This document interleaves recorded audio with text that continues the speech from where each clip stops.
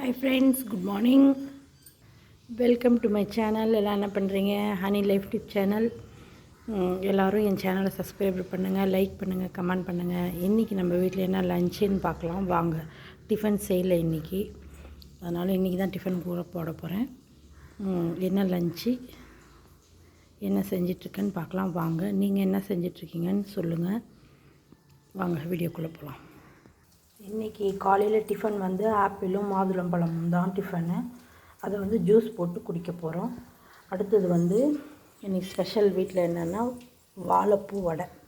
இதில் வந்து இஞ்சி, பூண்டு, பட்டை, லவங்கம், கொஞ்சமாக சோம்பு, காஞ்ச மிளகா போட்டு ஒரு சுற்றி விட்ருக்கேன். கடலைப்பருப்பு போட்டிருக்கேன் பாருங்கள், தெரியுதா?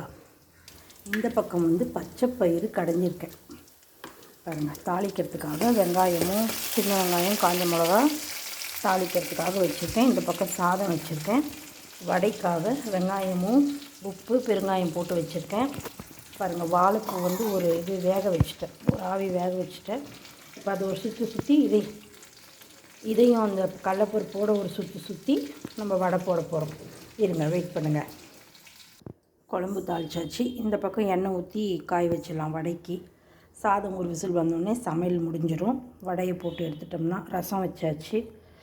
நேற்று வச்ச சுண்டைக்காய் குழம்பு கொஞ்சம் சூடு பண்ணி வச்சுட்டேன். எங்கள் ஊர்லலாம் செம்ம மழையாமா, இன்னும் 5 நாளைக்கு மழை இருக்குதுன்னு சொல்லியிருக்காங்க. எங்கள் ஊர் மக்களெல்லாம் மழை தண்ணியிலே மீன் பிடிக்கிறாங்க.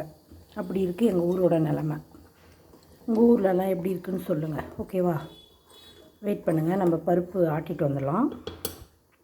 பாருங்கள், பருப்பு வந்து குறைன்னு அரைச்சாச்சு. இப்போ வந்து வாழைப்பூ போட்டுடலாம். வாழைப்பூ போட்டுட்டோம். இதையும் ஒரு சுற்று மட்டும் சுற்றிக்கலாம். நிறைய நைஸாக அரைக்கக்கூடாது, ஒரே ஒரு சுற்று மட்டும். பாருங்கள், ஒரு சுற்று மட்டும் போட்டாச்சு, எடுத்துடலாம். எண்ணெய் ஊற்றி வச்சுட்டோம் வடைக்காக. இப்போ வந்து வடைக்கு கலந்துக்கலாம். இப்போ நம்ம வெங்காயமும் எல்லாம் போட்டு வச்சோம் இல்லையா, அதில் போட்டு இந்த பருப்பு வாழைப்பூவெல்லாம் போட்டு கலந்துக்கலாம். சாதம் விசில் வந்துடுச்சு. இதையும் நம்ம நல்லா கலக்கிட்டோம். கொஞ்சம் உப்பு கம்மியாக இருந்துச்சு, போட்டு கலக்கிட்டேன். இப்போ வந்து நம்ம வடை போட்டுற வேண்டியதான். இன்றைக்கி நம்ம வீட்டில் எப்படி ஹெல்த்தியான லஞ்சு தான். பாசிப்பருப்பு கடையல், பச்சைப்பயிறு கடையல், வாழைப்பூ வடை, சாதம், ரசம். வாங்க வடை போட்டுடலாம். வடை போடுறதுல கூட ஒரு ட்ரிக் இருக்குது. எப்படின்னா, ரொம்ப மெலிசாக தட்டக்கூடாது. மெலிசாக தட்டினோம்னா என்ன ஆகும், சீக்கிரமாக தீஞ்சு போயிடும். அதனால் ஒரு மீடியமாக பாருங்கள், இவ்வளோ தப்பத்துக்கு தட்டினீங்கன்னா தான் வடை நல்லா வேகும். சிம்மில் வச்சு வேக வைக்கணும், ஹை ஃப்ளேமில் வைக்கக்கூடாது. நீங்கள் எந்த வடை சுடுறதா இருந்தாலும் சரி, இட்லி சுடுறதா இருந்தாலும் சரி, பருப்பு வந்து நீங்கள் ஃப்ரிட்ஜில் வந்து வச்சிடணும். ஊற வச்சுட்டு நல்லா கழுவிட்டு ஊற வச்சு ஃப்ரிட்ஜில் வச்சுடுங்க. பாருங்கள், ஒரு 2-3 மணி நேரம் ஃப்ரிட்ஜில் வச்சுடுங்க. அவ்வளோ சாஃப்டாக வரும் எல்லாமே. இருங்க போட்டுடலாம்.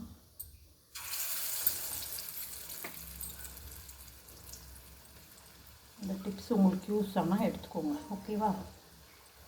இப்படியே வீடியோவை நீங்கள்லாம் பார்க்க போகிறதில்ல, லைக் பண்ணுறதும் இல்லை, கமெண்ட் பண்ணுறதும் இல்லை. ஏதோ நான் எனக்கு தெரிஞ்சதை நான் உங்களுக்கு சொல்கிறேன்.